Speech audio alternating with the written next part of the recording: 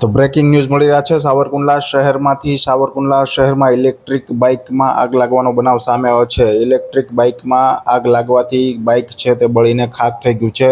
સાવરકુંડલા શહેરમાં ઇલેક્ટ્રિક બાઇકમાં આગ લાગતા બળીને ખાખ થઈ ચૂક્યું છે।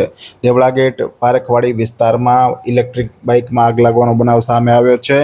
ઇલેક્ટ્રિક બાઇકમાં અચાનક આગ લાગતા અફરાતફરીનો માહોલ પણ સર્જાયો હતો। બાઇકમાં આગથી ઘરે રહેલી ઘરવખરી પણ આગ લાગવાથી બળી ગઈ હતી। હિરેનભાઈ ગોસ્વામીની ઇલેક્ટ્રિક બાઇકમાં આગ લાગવાની ઘટનાનો બનાવ સામે આવ્યો છે।